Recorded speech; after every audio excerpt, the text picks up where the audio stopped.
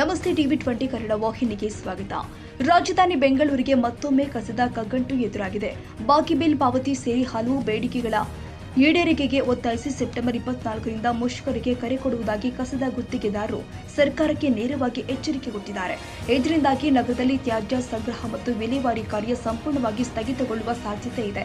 ಕಳೆದ 6 ತಿಂಗಳಿನಿಂದ ಸುಮಾರು 350 ಕೋಟಿ ರೂಪಾಯಿಗಳ ಬಾಕಿ ಬಿಲ್ ಪಾವತಿ ಆಗಿಲ್ಲ ಅಂತ ಗುತ್ತಿಗೆದಾರರು ಆರೋಪಿಸಿದ್ದಾರೆ. ಈ ಬಗ್ಗೆ ಅಧಿಕಾರಿಗಳನ್ನ ಸಂಪರ್ಕಿಸಿದಾಗ ಬೇಜವಾಬ್ದಾರಿ ಉತ್ತರಗಳು ಬರ್ತಾ ಇದೆ ಎಂದು ಗುತ್ತಿಗೆದಾರ ಸಂಘದ ಕಾರ್ಯದರ್ಶಿ ಬಾಲಸುಬ್ರಹ್ಮಣ್ಯ ಅಸಮಾಧಾನ ವ್ಯಕ್ತಪಡಿಸಿದ್ದಾರೆ. ಅಲ್ಲದೆ ಬಿಎಸ್ಡಬ್ಲ್ಯೂಎಂಎಲ್ ಅಧಿಕಾರಿಗಳು ಪದೇ ಪದೇ ನಿಯಮಗಳನ್ನು ಬದಲಾಯಿಸ್ತಾ ಇದ್ದಾರೆ ಎಂದು ಆರೋಪಿಸಿದ್ದಾರೆ. ಕಸ ಸಂಗ್ರಹಿಸಲು ಪೌರ ಕಾರ್ಮಿಕರು ಬೆಳಿಗ್ಗೆ 5 ಗಂಟೆಗೆ ಬರಬೇಕು ಅಂತ ಸೂಚಿಸಿದ್ರು ಕೂಡ ಅವರಿಗೆ ಸಾರಿಗೆ ವ್ಯವಸ್ಥೆ ಒದಗಿಸಿಲ್ಲ. ಹೀಗಾಗಿ ತಮಗೆ ಹಲವು ಸಮಸ್ಯೆಗಳು ಕೂಡ ಎದುರಾಗಿದೆ ಅಂತ ಗುತ್ತಿಗೆದಾರರು ದೂರಿದ್ದಾರೆ. ಮುಷ್ಕರಕ್ಕೆ ಕರೆ ಕೊಟ್ಟಾಗ ಸರ್ಕಾರ ಎಸ್ಮಾ ಜಾರಿ ಮಾಡುವುದಾಗಿ ಬೆದರಿಕೆ ಹಾಕ್ತಾ ಇದೆ. ಆದರೆ ಇದಕ್ಕೆ ಕೋರ್ಟ್ನಲ್ಲಿ ಉತ್ತರ ನೀಡಲು ಸಿದ್ಧರಿದ್ದೀವಿ ಅಂತ ಗುತ್ತಿಗೆದಾರರು ಹೇಳಿದ್ದಾರೆ. ಹೀಗಾಗಲೇ 3-4 ಬಾರಿ ಮನವಿ ಸಲ್ಲಿಸಿದ್ರೂ ಕೂಡ ಅಧಿಕಾರಿಗಳು ಸ್ಪಂದಿಸಿಲ್ಲ. ಈ ಎಲ್ಲ ಸಮಸ್ಯೆಗಳಿಂದ ಬೇಸತ್ತಿರುವ ಕಸದ ಲಾರಿ ಮಾಲೀಕರು ಮತ್ತು ಗುತ್ತಿಗೆದಾರರು ಸೆಪ್ಟೆಂಬರ್ 24ರಿಂದ ಅನಿರ್ದಿಷ್ಟಾವಧಿ ಮುಷ್ಕರಕ್ಕೆ ಕರೆ ಕೊಟ್ಟಿದ್ದಾರೆ. ಇದರಿಂದ ಬ್ರ್ಯಾಂಡ್ ಬೆಂಗಳೂರಿನ ಸ್ವಚ್ಛತೆಗೆ ಮತ್ತೊಮ್ಮೆ ಹಿನ್ನಡೆಯಾಗುವ ಸಾಧ್ಯತೆ ಇದೆ ಎನ್ನಲಾಗ್ತಾ ಇದೆ. ಇರುತ್ತೆ ಅಂತ ಹೇಳಿದ್ರೆ ಇದು ಸಾರ್ವಜನಿಕರ ಹಿತದೃಷ್ಟಿ ಎಸೆನ್ಷಿಯಲ್ ಸರ್ವಿಸ್ ಆಗಿರೋದ್ರಿಂದ ಈಗ ಮೊನ್ನೆ ಒಂದು ಎಸ್ಮಾ ಜಾರಿ ಮಾಡಿದ್ದಾರೆ. ಆ ಎಸ್ಮಾ ಜಾರಿ ಮಾಡಿರೋದನ್ನ ನಾವು ನ್ಯಾಯಾಲಯದ ಗಮನಕ್ಕೆ ತರ್ತಾ ಇದ್ದೀವಿ. ಇವತ್ತಾಗಲೇ ರಿಟ್ ಫೈಲ್ ಮಾಡಿದ್ದೀವಿ.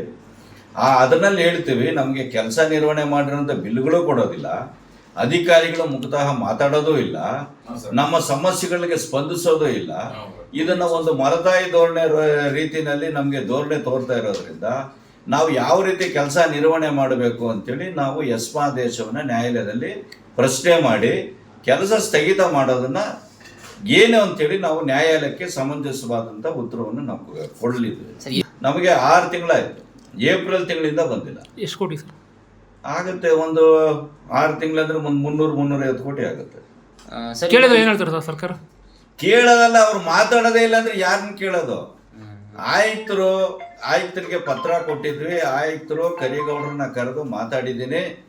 ಅವ್ರ ಜೊತೆ ಒಳ್ಳೆ ಹೊಂದಾಣಿಕೆ ಇಟ್ಕೊಂಡು ಅದರಲ್ಲಿ ಏನು ಸಾಧಕ ಬಾಧೆ ಇದೆ ನಿವಾರಣೆ ಮಾಡಿಕೊಂಡು ಬಗೆಹರಿಸ್ಕೊಳ್ಳಿ ಅಂತೇಳಿ ಅವರು ಸೂಚನೆ ಕೊಟ್ಟಿರೋದಾಗಿ ಗೊತ್ತಾಗಿದೆ. ಆಗ ಆಯುಕ್ತರ ಸೂಚನೆಯನ್ನು ಧಿಕ್ಕರಿಸಿ ಈ ಅಧಿಕಾರಿ ನಡ್ಕೊಳ್ತಾ ಇರೋ ರೀತಿ ನೋಡಿದ್ರೆ ನಮಗೆಲ್ಲೋ ಒಂದು ರೀತಿ ಭಯದ ವಾತಾವರಣ ಸೃಷ್ಟಿಯಾಗಿದೆ. ಅದರ ಬಗ್ಗೆ ನಾವು ಮುಂದೆ ಯಾವ ರೀತಿ ಕ್ರಮ ಜರುಗಿಸಬೇಕು, ಆಗೊಂದು ವೇಳೆ ನಾವು ಬಿಲ್ ಸಲ್ಲಿಸಿದ್ದೇ ಆದಲ್ಲಿ ಆ ಹಣ ನಾವು ಪಾವತಿ ಮಾಡಿಕೊಂಡು ನಮ್ಮ ಅಕೌಂಟಿಗೆ ಬಂದಾದ ನಂತರ ಮುಂದೆ ಸರ್ಕಾರದಿಂದ ಮತ್ತು ಈ ಮತ್ತೊಂದು ಯಾವುದೋ ಏಜೆನ್ಸಿಗಳಿಂದ ಏನಾದ್ರೂ ತನಿಖೆ ಆಗಲಿ ಮತ್ತೊಂದಾಗಲಿ ಆದಾಗ ಅದಕ್ಕೆ ಜವಾಬ್ದಾರಿ ಯಾರು ಅನ್ನೋದ್ರ ಬಗ್ಗೆ ಸ್ಪಷ್ಟೀಕರಣ ನಮಗೆ ಬೇಕಾಗಿದೆ. ಇದೆಲ್ಲದರ ಸಲುವಾಗಿ ನಾನು 25 ದಿನಗಳ ಹಿಂದೆನೇ ಅವ್ರನ್ನೇ ಖುದ್ದಾಗಿ ಭೇಟಿ ಮಾಡಿ ಪತ್ರವನ್ನು ಸಹ ಸಲ್ಲಿಸಿರ್ತೇನೆ.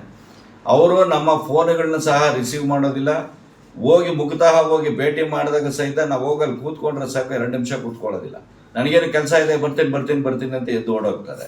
ಈ ರೀತಿ ಪಲಾಯನ ಮಾಡುವಂಥ ಅಧಿಕಾರಿಗಳ ಕೈ ಕೆಳಗೆ ನಾವು ಯಾವ ರೀತಿ ಕೆಲಸ ನಿರ್ವಹಣೆ ಮಾಡಬೇಕು ಅನ್ನೋದು ಎಲ್ಲ ಗುತ್ತಿಗೆದಾರರಿಗೆ ಸಮಸ್ಯೆ ಉದ್ಭವ ಆಗಿರೋದ್ರಿಂದ ನಾವು ನಾಳೆ ಏನು ಸಭೆ ಕರೆದಿದ್ದಾರೆ, ನಾಳೆ ಎಲ್ಲರೂ ನಾವು ಭಾಗವಹಿಸ್ತೀವಿ. ನಮ್ಮ ಬೇಡಿಕೆಗಳು ಏನಂತೇಳಿದ್ರೆ ಸಮಂಜಸವಾಗಿ ನ್ಯಾಯಸಮ್ಮತವಾಗಿದ್ದರೆ ಬೇಡಿಕೆಗಳನ್ನು ಒಪ್ಕೊಳ್ಳಿ.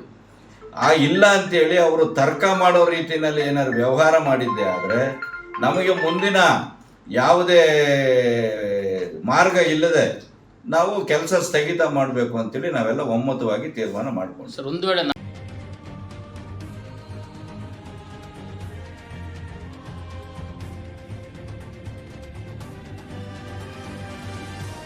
ಕನ್ನಡಿಗರ ಮೆಚ್ಚಿನ ನಿಮ್ಮ ಟಿವಿ20 ಕನ್ನಡ ವಾಹಿನಿ ಇದೀಗ ಟಿವಿಯಲ್ಲಿ ಲಭ್ಯ. ಕರ್ನಾಟಕ ಮತ್ತು ದೇಶ ವಿದೇಶದ 360 ಡಿಗ್ರಿ ಸುದ್ದಿ ವಿವರವನ್ನ ಪಡೆಯುವುದಕ್ಕೆ ಟಿವಿ20 ವಾಹಿನಿಯನ್ನು ಲೈಕ್ ಮಾಡಿ, ವಿಡಿಯೋಗಳನ್ನು ಶೇರ್ ಮಾಡಿ, ಕಮೆಂಟ್ ಮಾಡಿ, ಸಬ್ಸ್ಕ್ರೈಬ್ ಮಾಡಿ. HCN ಕೇಬಲ್ 842 ನಂಬರ್ನಲ್ಲಿ ಹುಕ್ಕೇರಿ ತಾಲೂಕು ಹಾಗೂ ಸಂಕೇಶ್ವರದ ಸುತ್ತಮುತ್ತಲಿನ ಹಳ್ಳಿಗಳಲ್ಲಿ ಲಭ್ಯ. PCN ಕೇಬಲ್ 129 ನಂಬರ್ನಲ್ಲಿ ಹಾರುಗೆರೆ ಸುತ್ತಮುತ್ತಲಿನ ಹಳ್ಳಿಗಳಲ್ಲಿ ಲಭ್ಯ. ರಾಯಬಾಗ್ ಡಿಜಿಟಲ್ ಚಾನೆಲ್ ಕೇಬಲ್ 80ನೇ ನಂಬರ್ನಲ್ಲಿ ರಾಯಬಾಗ ತಾಲೂಕಿನ ಸುತ್ತಮುತ್ತಲಿನ ಹಳ್ಳಿಗಳಲ್ಲಿ ಲಭ್ಯ. UDCN ಕೇಬಲ್ ನೆಟ್ವರ್ಕ್ ಉಗಾರ ಸುತ್ತಮುತ್ತಲಿನ ಹಳ್ಳಿಗಳಲ್ಲಿ ನಿಮ್ಮ ಟಿವಿ20 ಕನ್ನಡ ವಾಹಿನಿಯೂ ಲಭ್ಯ.